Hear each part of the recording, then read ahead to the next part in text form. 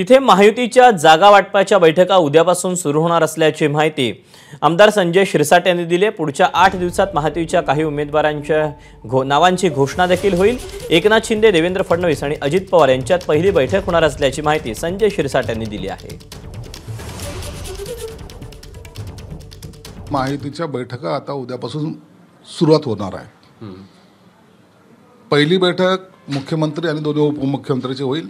मग हे तिन्ही नेते बसून किती जागा भाजपला, किती जागा शिवसेनेला आणि किती जागा राष्ट्रवादीला हे तिन्ही नेते ठरवणार आहेत। आणि हे ठरल्यानंतर मग ज्या जागेमध्ये कोणताही संभ्रम नाही किंवा ज्या जागेमध्ये कोणताही वाद नाही अशा काही उमेदवाराची घोषणा त्यानंतर केल्या जाईल। तो या 8-10 दिवसामध्ये या नावांची घोषणा सुद्धा केली जाईल।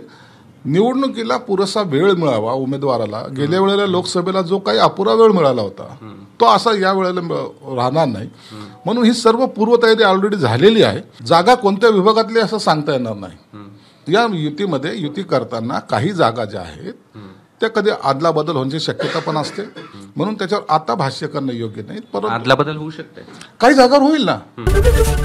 एबीपी माझा, उघडा डोळे बघा नीट।